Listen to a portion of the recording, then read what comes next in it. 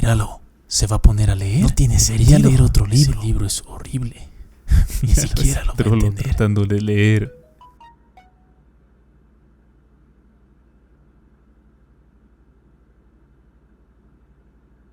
No contestes.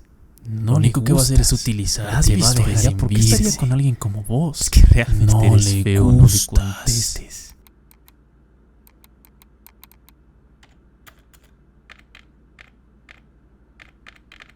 No pierdas el ¿Por qué tiempo, está ponte a ahí? hacer ¿Qué otra haces? cosa. No Deberías quieres hacer tu tu casa, casa, mi padre, padre, y todas todas estas horribles. cosas. Deberías ¿Cómo trabajar eres más en eso. estúpido?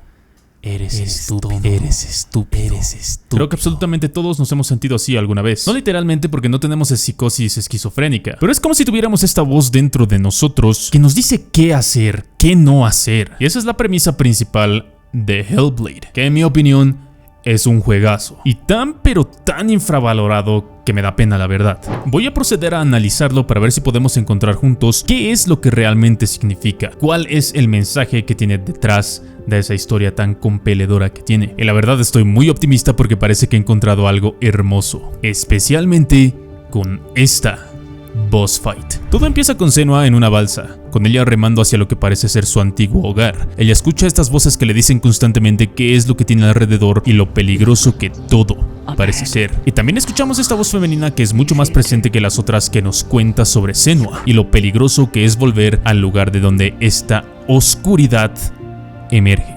Una vez Senua se baja de su balsa y decide emprender este viaje, se encuentra con una runa y una voz masculina le cuenta sobre mitología nórdica. Y en este caso nos habla sobre Helheim y cómo al parecer se relaciona con el infierno. Ahora, les voy a ser bien sincero, yo no solía jugar este estilo de juegos AAA desde el 2010 aproximadamente, porque no tenía una computadora lo suficientemente buena hasta hace poco. Y porque le dedicaba más tiempos a juegos como el WoW, el LoL y cosas por el estilo, que no eran realmente juegos de solo historia. Pero carajo que esta intro de juego me parece magnífica. Te llena la cabeza de curiosidad y de preguntas. ¿Por qué Senua escucha estas voces? ¿Por qué tiene que ir a Helheim? ¿De qué se trata esta oscuridad que la consume constantemente? Y conforme vamos jugando, estas preguntas se van respondiendo poco a poco, no de manera literal, sino de manera más simbólica, debido a la naturaleza de la enfermedad de Senua. Y nos encontramos con los primeros encuentros serios del juego: Surt y Valravn. Senua tiene que derrotar a estos dos dioses para poder entrar a Helheim, pero ¿por qué?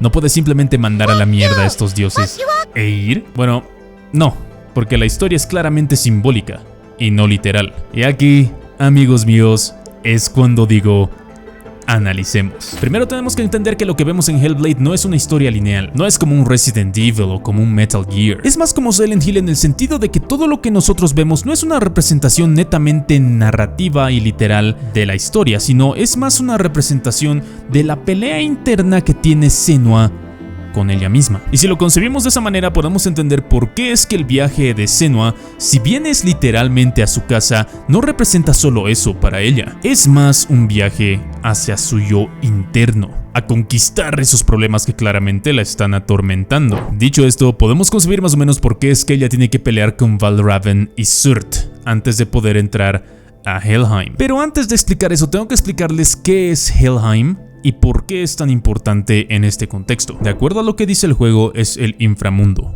un infierno para la mitología nórdica. Incluso podemos ver paralelismos entre este infierno y Helheim. Ya buenísimo, pero ¿por qué un infierno? Porque la mayoría de las culturas y también algunos videojuegos tienen un concepto bien marcado de lo que es el infierno. Es porque este concepto de lo que es el infierno es parte directa de la psique humana y de la experiencia de nosotros los seres humanos, parte de la psique a la cual vas a terminar llegando si es que no haces las cosas como deberías hacerlas. Por ejemplo, digamos que decides vivir una vida de excesos, drogas, alcohol, prostitutas, pornografía, sin amigos ni metas en la vida. No necesitamos ser doctores en psiquiatra ni psicólogos para saber que ese estilo de vida no te va a llevar a ningún lugar bueno. Y cuando llegues a ese infierno conceptual, lo más probable es que te lo merezcas, porque no hay ser humano en la faz de la tierra que no pueda concebir que este estilo de vida no te vaya a llevar a lugares terribles, horribles, a menos que tenga una discapacidad mental, por supuesto. Yo creo que a eso se refiere este estilo de infierno, a la sensación de desasosiego, de ansiedad, de desesperación que uno tiene cuando sabe que las cosas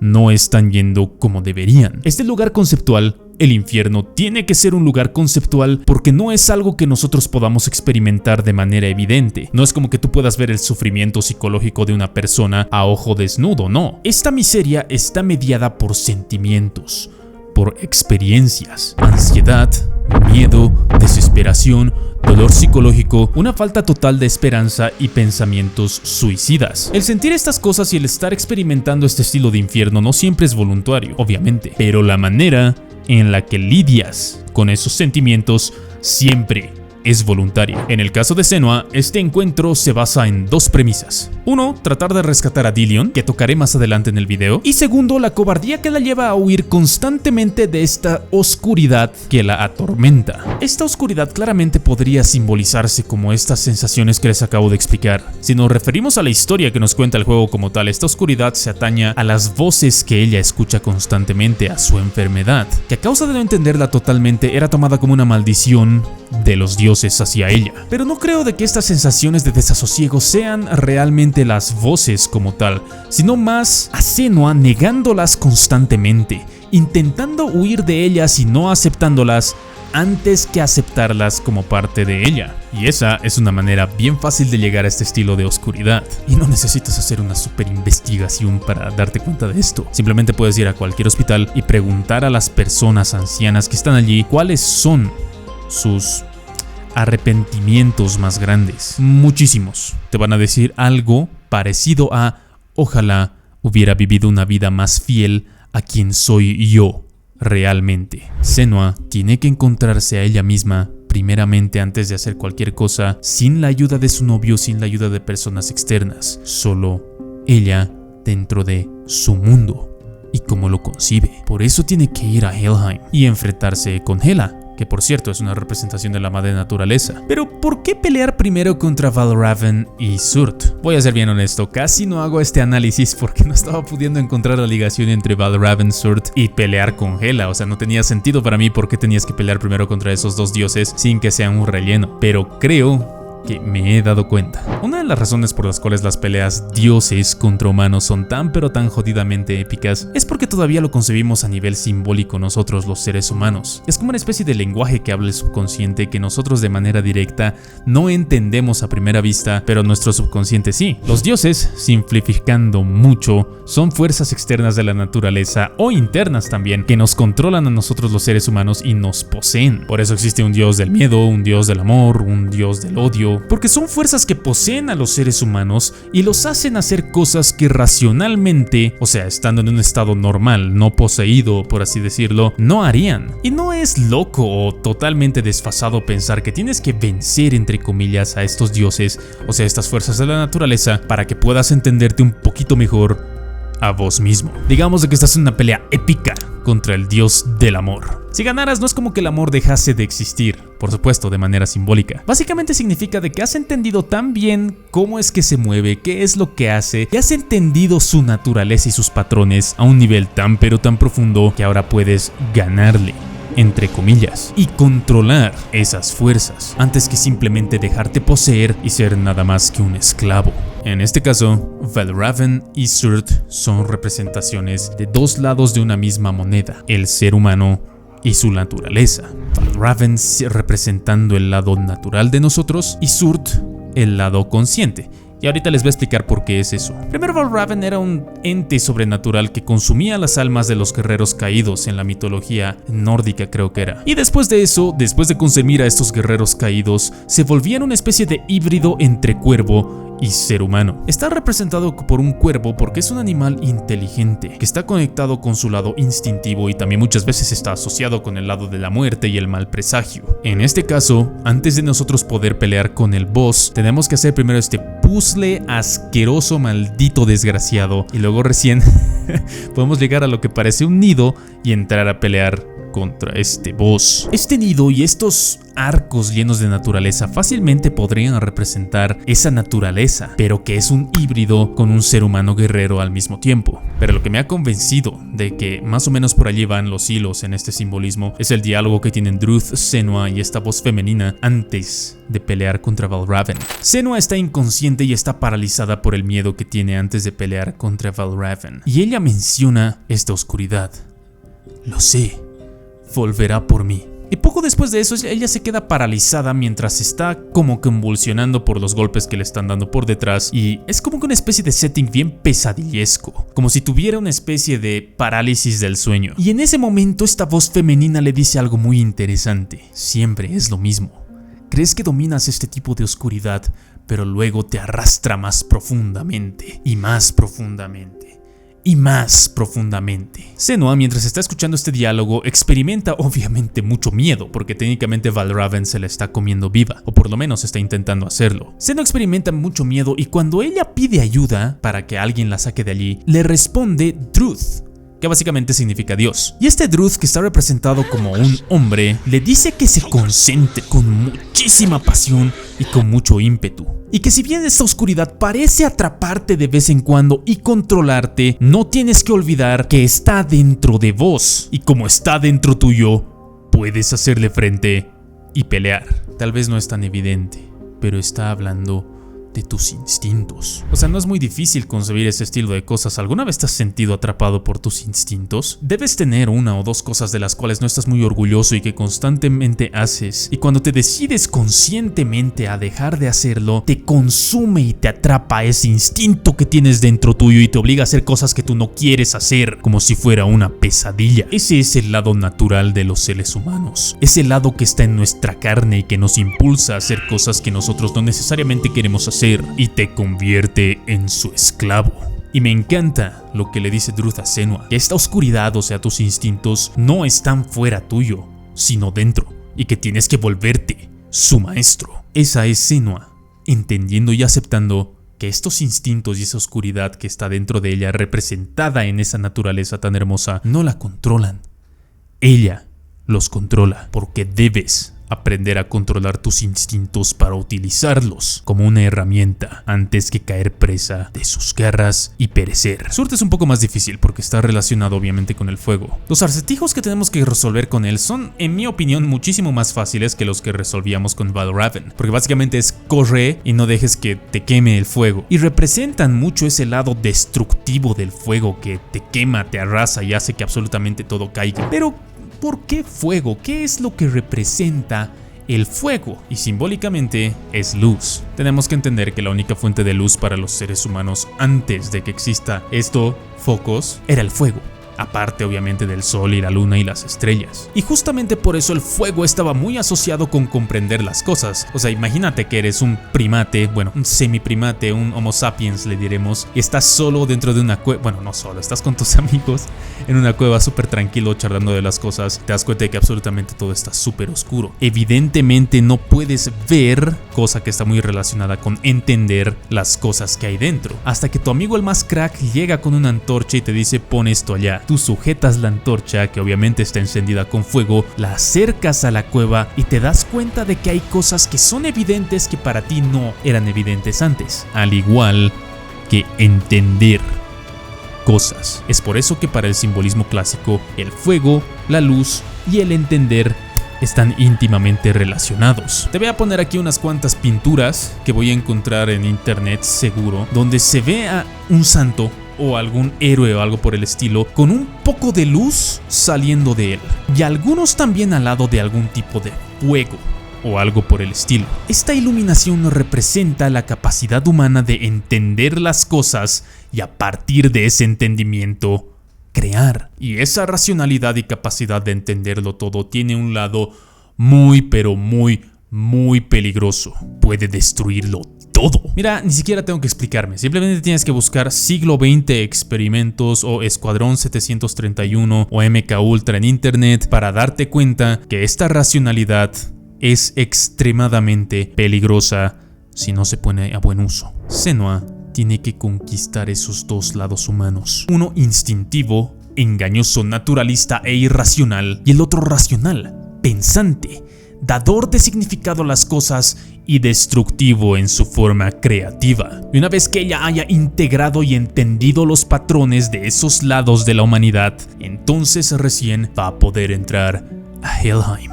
Y es que es evidente, si tú no entiendes esos dos lados de tu humanidad, entonces no vas a poder pelear contra ningún tipo de problema psicológico que estés experimentando. Si no sabes, por ejemplo, de que tus adicciones son nada más que tus instintos poseyéndote y que tú puedes conquistarlos, por así decirlo, y no entiendes también de que puedes racionalizar y domar tu mente al momento de hacer este estilo de cosas, entonces no vas a poder superar esas adicciones. Es de eso de lo que se trata la mayoría de las terapias, obviamente simplificando un montón, para así poder hacerle frente a ese infierno que te acecha tanto. Helheim, como he dicho ya 38,000 veces, es el infierno. El lugar en el que todo el sufrimiento que cargas te espera para poder hacerle frente. Y Senua entra a Helheim sin realmente saber mucho qué es lo que va a encontrar. Ella pelea contra unos cuantos de estos monstruos que son los NPCs básicamente del juego, y luego ella se encuentra a la diosa Hela en Helheim. Como ya había dicho antes, Hela es una representación de la naturaleza y sus dos lados. Uno hermoso, femenino, joven, fértil, lleno de vida, y el otro muerto, desgraciado, podrido y horrible. Senua, al ver a Hela y esta representación tan magnífica de ella, se caga. Y creo que cualquiera lo haría, o sea, no jodas. Es bien interesante ver esta escena por dos razones. Primero, podemos ver que Senua, siendo la heroína en cualquier otro tipo de historia progresista actual, wow, de esas asquerosas, cuando tienen esta figura femenina girl boss horrible, simplemente mataría a Hela y ya está, se cagaría, así como que ay sí, qué poderosa soy. Pero aquí vemos cómo es que realmente una mujer normal con problemas psicológicos enfrentaría este estilo de problemas, y es que me llama mucho la atención. Primero, ella tiene miedo, aunque ella sabe que no debería tenerlo, que no tiene que tenerlo, que no puede darse ese lujo. Ella, como había dicho antes, tiene, bueno, en realidad 3 voces, pero 2 que son principales dentro de ella: la femenina, la masculina tóxica y, bueno, Druth. En este caso, la masculina tóxica, que es una representación de su sombra, que voy a explicar después, le dice que qué está haciendo, que mire frente a los ojos a Hela, que está mostrando debilidad. Y un poquito antes de darse cuenta que ella no está preparada para luchar contra Hela, intenta dar un golpe, se le rompe la espada y cae a un estado depresivo, y comienza a ver cómo es que realmente ella se concibe, y esta voz asquerosa, horrible, le dice lo horrible que ella es, y cómo ella sabía de que no estaba preparada, y esta oscuridad la estaba consumiendo a ella y ella se estaba dejando, y ella se vuelve suicida. Es que, a ver, hermano, o sea, al que está viendo el video al otro lado de la cámara, ¿alguna vez no te has sentido así? Porque yo sí, me he sentido varias veces así. Entiendo cómo es, porque las primeras veces que nosotros intentamos afrontar esta naturaleza del mundo en general y las implicaciones del mundo exterior e interior que nosotros tenemos, nos damos cuenta de que realmente es difícil. Por lo general, este estilo de primeros encuentros con la naturaleza ocurren en los 20 y tantos, cuando ya es evidente de que el tiempo está pasando y no va a dejar de pasar, y cuando te das cuenta de que tienes que hacer algo pero no sabes por dónde empezar y te comienza a consumir la ansiedad, la desesperación, el miedo, te das cuenta por qué es que la frase "la vida es difícil" es común pero para todos. Y en ese estilo de estado, ¿qué es lo que hace que Senua siga adelante? ¿Qué es lo que la hace levantarse a pesar de que su espada, entre comillas, está rota? Pues el amor, su amor por Dillion. Esto es un poquito más difícil de entender. Y bien Senua se da cuenta de que ha perdido y se va a suicidar básicamente, se da cuenta de que aún no ha rescatado a Dillion. Y ocurren en las escenas más desgarradoras de todo el juego y todos los juegos en general. Vemos cómo Senua recuerda el momento en el que ella había conocido a Dillion. Como ni bien ella lo recuerda, todo se vuelve una pradera llena de flores, hermosa. Y podemos ver cuán profundo es que Dillion había calado en el corazoncito de Senua. Cómo lo recuerda como este joven cálido y bueno, que no solo era fuerte, sino también extremadamente sabio. Él le representa el lado positivo de la masculinidad, y no solo en los recuerdos de Senua, sino también en general. Voy a hablar de eso un poquito después. Y después de que termina de acordarse cómo es que ella había conocido a Dillion, esta oscuridad, esta voz interna podrida que le habla constantemente, le hace recuerdo que fue su culpa que él haya morido, debido a su incapacidad de lidiar con esta su oscuridad y huir de sus responsabilidades. Y eso puede ser literalmente cierto, pero tiene un significado simbólico también. La verdad literal es, bueno, te voy a pedir que pienses la última vez que has terminado una relación, y perdón si duele obviamente va a doler, pero me gustaría de que lo pienses y de que te acuerdes. La mayoría de las veces, si fue una relación hermosa y él o ella era el indicado, la relación terminó por una de las siguientes razones. 1. Tenías caca en tu mente, o sea, cosas con las que tú tenías que lidiar pero no querías lidiar. 2. Celos extremos, inseguridad, incapacidad para controlar las emociones, egoísmo. Y a veces, si realmente tú no eras el problema y tú, estabas totalmente dispuesto a hacer las cosas para que funcione, la otra persona tenía este estilo de problemas con los que tenía que lidiar, pero no lo hacía. Esto es lo que le recuerda esta oscuridad a Senua, diciéndole: es tu culpa que él muriera. Tu debilidad y falta de voluntad para lidiar con la oscuridad dentro de ti le costó la vida, o algo así, no me acuerdo exactamente. Y justo después de esto le piden que solucione sus problemas, y para lograrlo tiene que ir por estas pruebas de Odín, donde se va a encontrar con sus traumas y sus dificultades pasadas para poder solucionar estos problemas. Son las cosas que tú tienes que arreglar y con las que tienes que lidiar para poder, primero, encontrar el lado malévolo de la naturaleza, enfrentarlo y salir victorioso, y segundo, rescatar a tu amor, o en el caso de Senua, porque es una mujer, su lado masculino. Realmente depende mucho de cómo es que tú decidas hacer cada uno de estos intentos en estas pruebas de Odín, pero básicamente va así. Primero, ella recuerda la vez en la cual le dijo a su padre que ella se iba a ir de su pueblo, de su comunidad, y él le decía que no puede irse, que tiene que quedarse a su lado y que de su mano va a luchar contra esa oscuridad. O sea que solo él iba a poder ayudarle, básicamente. Que es estúpida, que es infantil y que no puede desafiar a los dioses, lo cual en mi opinión es manipulación 1.1. Culpar a tu hijo, no permitirle ser independiente y utilizar tu poder como padre para controlarlo, no para ayudarlo. Todo el mundo ha escuchado alguna vez hablar de este estilo de padres y tal vez algunos de ustedes tengan estos padres todavía. Pero para poder ser un ser humano funcional y entrar a Helheim y ser victorioso, tienes que liberarte del lado opresivo de tu padre y tu madre. De esto hablaba mucho Freud y Jung, diciendo de que ningún ser humano podía ser 100% independiente y maduro si no se deshacía de las cadenas de su padre, si su padre no moría, literalmente. Y Jung añadió que la muerte del padre puede ser simbólica. Jordan Peterson dice de que esta muerte simbólica representa el momento en el cual tú te das cuenta de que los problemas que tienes en la vida no los han resuelto ya tus padres, sino que tienes que resolverlos independientemente tú solo al 100%. Así que es evidente que debes abandonar tu hogar y su protección para madurar completamente. Luego de eso va a encontrarse con la malevolencia inherente a su tribu, al lugar donde ella vive. Cuando la culparon a ella y a su enfermedad y sus visiones y las voces que le hablaban de la plaga que estaba arrasando a su tribu. Y el hecho de que justamente por eso la tribu constantemente la exiliaba y la botaba. Creo que esta parte del juego es realmente especial por lo que le dice Dillion. Senua estaba comenzando a dudar sobre esta maldición que ella cargaba. Ella comenzaba a dudar de que en realidad no era una bendición como le decían su madre y Dillion, sino más bien una maldición, y de que tal vez su tribu tenía razón y que toda la plaga había sido su culpa. A lo que Chat Pijatrueno Dillion le dice: ¿es que acaso son dioses para saber eso? No lo creo. Creo que solo tienen miedo porque no entienden lo que está pasando, como niños que le tienen miedo a la oscuridad. Ojalá más personas pudieran ver lo especial que eres, como yo puedo ver.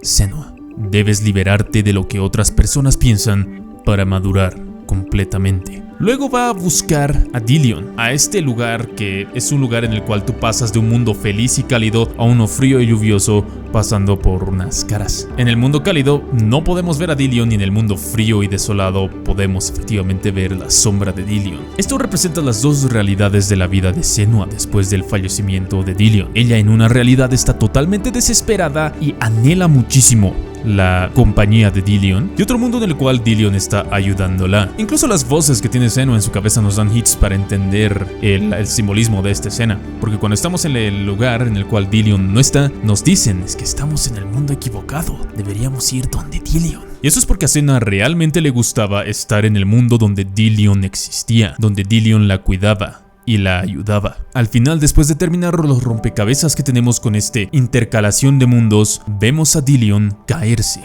después de perseguirlo sin poder encontrarlo. Debes liberarte de tu apego enfermizo a tu pareja para madurar completamente. Y la última prueba de Odín creo que es la más difícil para Senua. Es donde ella está en un lugar totalmente oscuro, donde hay agua y donde ella puede sentir las cosas pero no puede realmente verlas, porque todo está oscuro. Ella debe confiar en sus instintos y en lo que le guía a Dillion para poder seguir adelante. Después de pasar por todos estos monstruos y llegar a donde Senua efectivamente tenía que llegar, vemos de que Senua se despierta y de que en realidad ella no estaba viendo el mundo real, sino que estaba inconsciente. A lo que Dillion le dice de que en realidad él no la había ayudado en nada, de que ella había hecho absolutamente todo siguiendo las pequeñas instrucciones que él le daba. Debes aprender a lidiar con tus inseguridades sobre tu capacidad para hacer las cosas para madurar completamente. Y luego de eso, luego de terminar todas las pruebas de Odín, Senua por fin puede tomar la espada que Dillion había dejado ahí en la base de ese árbol. Esa representación de ese coraje y esa fuerza que ella necesita para enfrentar a Hela. Y justo después de tomar la espada se le hace recuerdo de cómo es que ella había formado parte de la muerte del padre de Dillion y como este le decía de que ella tenía sangre en sus manos. Y justo inmediatamente después de recordar eso, Senua aparece en este lugar tan asqueroso. Y la primera vez la verdad me ha costado mucho entender por qué. O sea, claramente tiene una naturaleza simbólica, pero ¿qué es lo que significa? Ella acababa simbólicamente de recuperar la espada, o sea, esa fuerza y esa valentía para poder seguir adelante, gracias a lo que ella concebía como masculinidad buena, o sea, Dillion. ¿Por qué es que inmediatamente después de eso ella tendría que ir a este lugar lleno de cadáveres y rojo, lleno de sangre, y encima en el cual su madre está? Pero la segunda vez que lo he jugado con mi chica he entendido cuál es el significado de esto. Justamente porque ella hizo una observación bien interesante. Parece que se está dando cuenta de todo el peso y la culpa que llevaba sin una buena razón, sin motivo. Y tiene sentido, porque el lugar en el cual Senua está hay un montón de almas penosas, debido a este malentendido de la oscuridad que ella tenía. Ella en este momento está manejando la culpa y las emociones no procesadas de todos los traumas pasados que tuvo con su aislamiento y maltrato por parte de su propia gente. Ella puede procesar esa culpa en ese momento, ahora que ha entendido que todos esos traumas no son realmente su culpa, sino solo una circunstancia. Y creo que uno de los mejores indicadores de esto es la imagen de su madre en este infierno. Ella es la única que entiende el sufrimiento por el cual está pasando Senua, porque no es como que ella vive en el siglo XXI y conoce que hay muchas personas que tienen una enfermedad que se llama psicosis esquizofrénica. Su madre es la única que puede realmente entender el dolor por el cual pasa Senua. Ella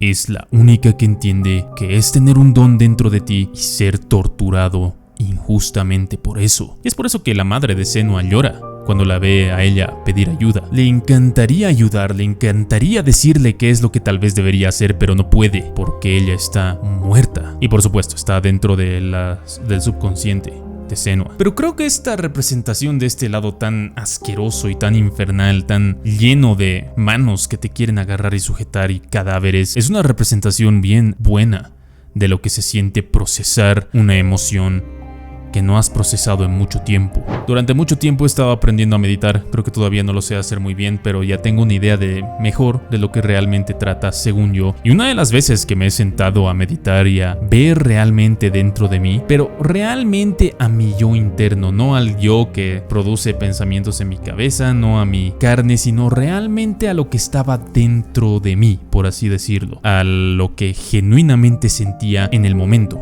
antes que lo que yo quería sentir, que siento que es lo que estaba haciendo antes. Y cuando he comenzado a hacer eso y a no ponerle resistencia, me he puesto a llorar, pero de una manera bien como un reflejo, como cuando te golpean esa parte entre la rótula y tu tibia y tú pateas, así. Igual. Y creo que no es que es sin motivo. Creo que es porque la mayoría de las personas que, vivimos en la sociedad actual, vivimos de una manera tan acelerada, tan de estimulación externa, que nunca le prestamos atención realmente a cómo es que nos sentimos de manera real. No a cómo nos deberíamos sentir, sino a cómo nos sentimos de verdad. Y prestarle atención a esas emociones que tanto te cargas es doloroso, pues. Se siente feo. pero también liberador. Tienes que entender esos traumas, esos episodios en tu vida que te han hecho creer que tú eres o que tú haces cosas que en realidad no son verdad, que tal vez te duelan muchísimo y tengas esa espina clavada dentro tuyo, pero por más de que no sea tu culpa tal vez, porque es externo por tus padres, tus profesores, las circunstancias de la vida, sí son tu problema ahora. Y justamente porque son tu problema, sí o sí tienes que cargarte la responsabilidad de resolverlos. Tan pronto como Senua lidia con esta culpa de manera correcta, ella vuelve al mundo real. Y lo primero que he notado es que cuando ella está yendo camino a encontrarse a esta oscuridad, a esa mazmorra, es que ella ignora muchísimo más a las voces que le hablan. Y creo que esto se refiere a que si bien estas voces la atormentan constantemente, ella se ha dado cuenta de que no son realmente su culpa, que son una causa de las circunstancias de la vida y ya está. Pero debido a que la afectan constantemente, ella tiene que decidir cómo actuar a raíz de estas emociones. Pero esta voz malévola que le habla así súper grueso todo el tiempo le hace recuerdo que hay una última parada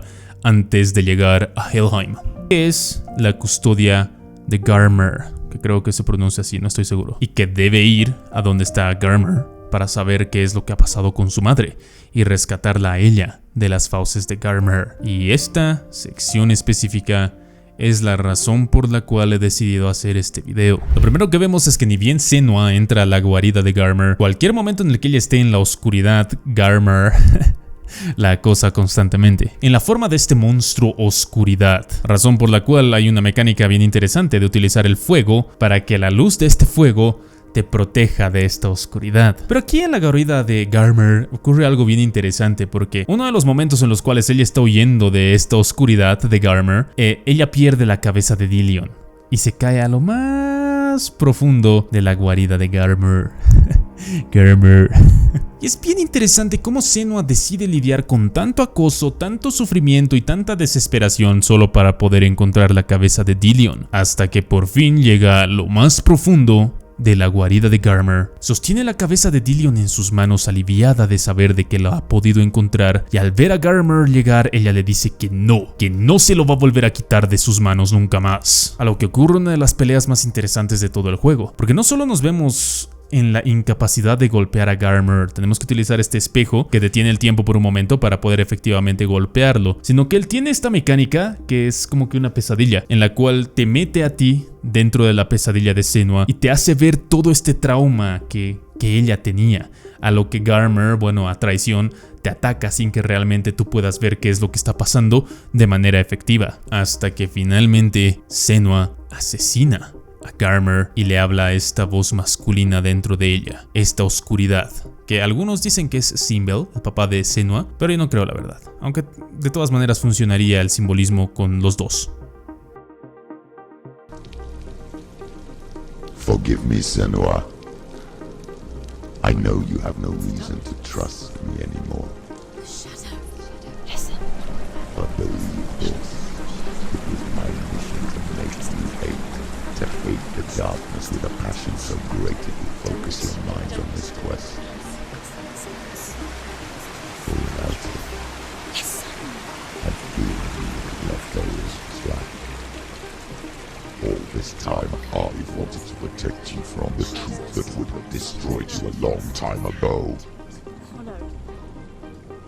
But you have conquered your darkness at every turn. You deserve to see behind the veil of darkness. Creo que lo que dice aquí esta voz significa lo siguiente: Senua finalmente ha conquistado a su sombra interior, la sombra, el id del cual habla Carl Jung. Pero ¿qué significa? Jung creía que la sombra era esa parte de nuestro subconsciente que reprimimos, que ocultamos de nosotros mismos sin siquiera darnos cuenta. Aquellos lados de nuestra humanidad que juegan un papel significativo en algunas circunstancias específicas, en los cuales, bueno, nuestra vida peligra o cosas por el estilo, pero que reprimimos en nuestra vida diaria. Y es que el problema es que estos lados tan pesadillescos del ser humano, usualmente nosotros, como no los necesitamos en nuestro día a día del mundo civilizado, los reprimimos tan pero tan fuerte que nos olvidamos de cómo utilizar estos instintos.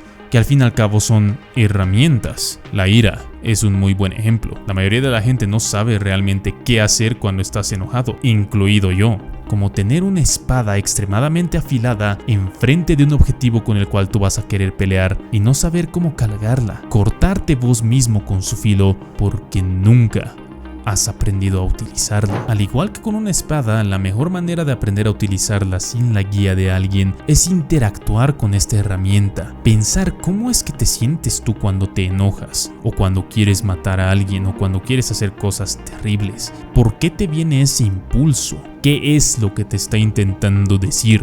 Y aprender a actuar basado en eso. Eso es lo que Senua está haciendo, con el mismo simbolismo de pelear contra alguien, porque pelear significa entender los patrones que sigue y dominarlos. Ahora, algo que hay que mencionar y que hay que reconocer es que Senua no es que sea alguien netamente dócil antes de enfrentar a Garmer. Ella no es como que una persona realmente no peligrosa.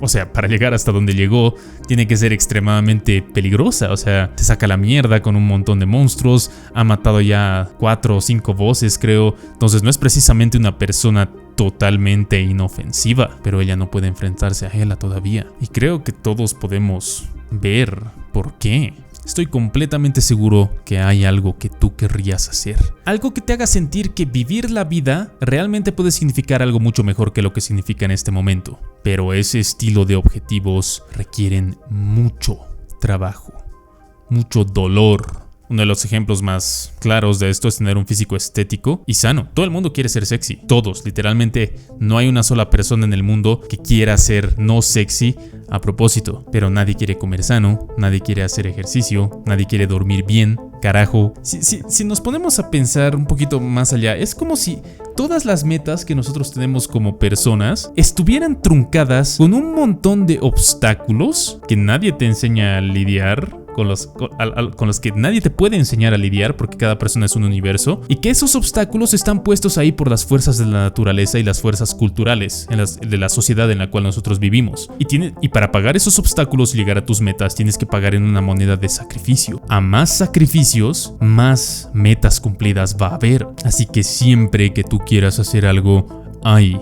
que sacrificar algo. Y para tener el coraje de sacrificar esas cosas que amas, tú tienes que tener esta capacidad de destrucción, esa disciplina, esa ira domesticada que tú ya tienes que tener antes. No es como que alguien va a venir y te la va a dar gratis, pero que si no la domesticas y no entiendes realmente cómo utilizar esas capacidades, no vas a poder salir adelante. Como un niño que se saca constantemente 10s o 100s sobre 100s en la primaria y secundaria, y después de salir del colegio no sabe exactamente qué va a hacer con su vida. Tiene esa capacidad de triunfar, pero no sabe cómo utilizarla, porque no ha integrado su sombra todavía. Otro de los puntos que quiero enfatizar mucho es la razón por la cual Senua pelea contra Garmer. Ella está aterrorizada por lo que Garmer pueda hacerle, porque es una bestia gigante, pero ella decide pasar por ese riesgo y ese dolor por amor, no solo por Dillion, sino también por el amor a su madre. Y eso tiene mucho sentido porque, o sea, mira, es como que la mayoría de las personas hacen cosas o quieren hacer cosas gigantes no solo por ellos. Sería totalmente estúpido hacerlo solo por ti.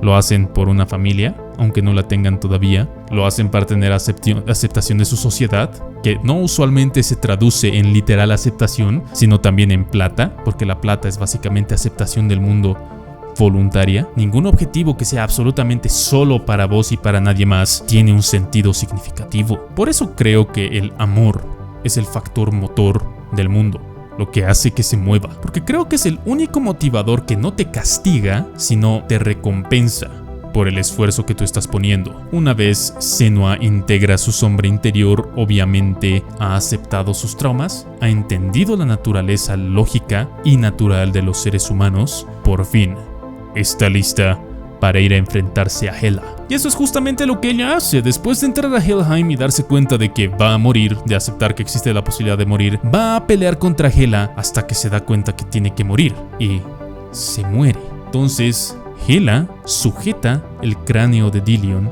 lo lleva hacia el precipicio, hacia el infinito, le diremos al vacío, y lo suelta. Y al levantarse la cámara nos damos cuenta de que era Senua todo el tiempo. Voy a ser bien sincero, la primera vez que lo he jugado el final me ha causado una sensación bien interesante y no entendía por qué. Y también me ha hecho preguntarme qué realmente ha sacrificado Senua. Entonces, después de analizarlo un tiempo y volverlo a jugar, me he dado cuenta. Todos podemos estar de acuerdo con que Hela es una representación de la madre naturaleza, en su lado hermoso y en su lado horrible y destructivo. No tanto por cómo se muestra en el juego, porque en el juego no se ve ese paralelismo directo, sino por cómo lo vemos en la mitología nórdica. Entonces, ¿por qué Senua tendría que enfrentarse a la naturaleza para poder recuperar a Dillion? Y es que ahí está la clave. Ella no tiene que. Nunca ha tenido que. Ella no está ahí para salvar a Dillion.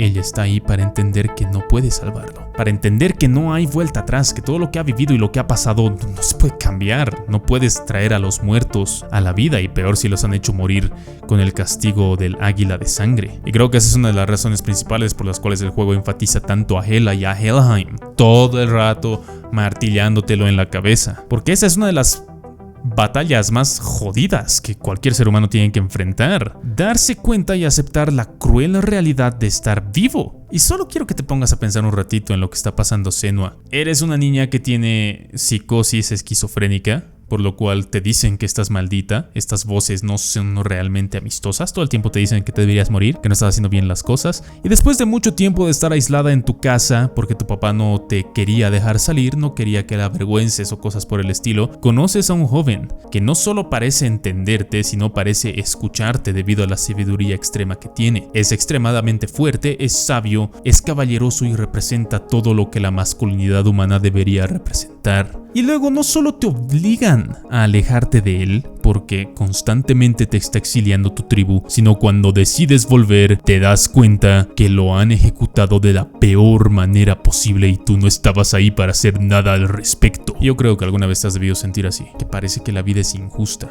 que realmente no tiene sentido, que todo lo que estás sufriendo no tiene ningún significado trascendental, pero lo primero que tienes que hacer para entender esta vida y comenzar a vivirla es aceptar esta horrible condición, aceptar de que la vida es brutal y que es bien jodida, y creo que Hellblade lo retrata de una manera hermosa, pasando por tu primer encuentro con esa naturaleza humana malvada, fallando, hacer un autoanálisis de cuál es tu pasado, de qué es lo que realmente ha ocurrido, para entenderte mejor y recuperar tu lado valiente y corajudo, integrar tu sombra y ser partícipe de ese lado horrible de la naturaleza. Esa es la manera de empezar a vivir una vida plena, de aceptar todos esos defectos que tú crees que son defectos, pero no lo son. Tienes que concebirlos como una bendición, y solo eso te permite vivir bien en este mundo. Te permite encontrar otras aventuras y comenzar a hacer lo que tienes que hacer. Espero de todo corazón que Hellblade 2 trate de eso.